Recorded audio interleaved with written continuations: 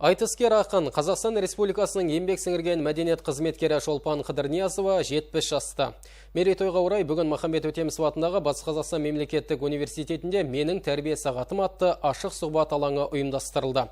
Мазмұнды шараға облыстық тілдерді дамыту басқармасы мұрындық болды.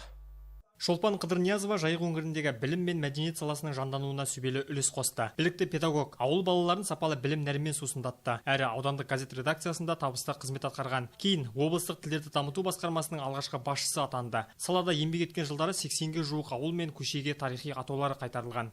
Көптеген жақсы жобалар іске асырылды ол кезде. Мысалға атап өтсек, осы Орал қаласының немесе аудандар, сонымен қатар аудандарда көше атаулары өзгерген болатын. 2004 жылдан бастап жалпы халықтық тіл фестивалін ұйымдастыру, қазір дәстүрлі тіл фестивалін ұйымдастыру дәстүрлі болып кетті. Жылма-жыл жаңа бүкіл халықты жинап ұйымдастырамыз. Қарымды қаламгер Ақжайық әдебиетін шоқтығы биік шығармалармен толықтырды. Еңбектерінде отбасы құндылығы мен ұрпақ тәрбиесі тақырыбы терең қамтылды. Өлеңмен қоса әлеуметтік желіде «Менің тәрбие сағатым» атты жазбаларын жариялап келеді. Әсіресе ана мен қыздың, ене мен келін арасындағы әдеп, құрмет және қазақы болмыс туралы баяндайды. Келеңсіз сөз, келеңсіз сурет, келеңсіз айтылатын ойлар бар екенін аңғарып қалғаннан кейін мен осы жастардың ортасында, осы әлеуметтік желідегі адамдардың ортасында өзім үйрене отырып, өзімнің білетінімді, өзімнен кейінгілерге, жастарға үйретуді мақсат етіп, тәрбие сағатын аштым.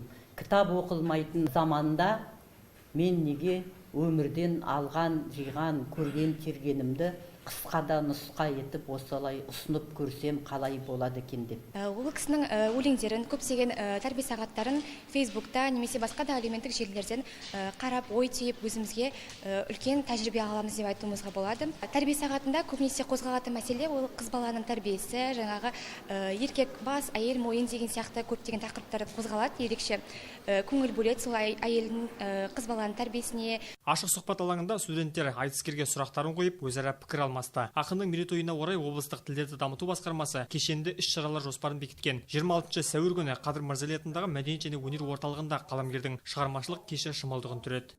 Еркебұлан Смадияров, Рүстем Ишанов, Айдос Қисымов, Ақжайық арнасы.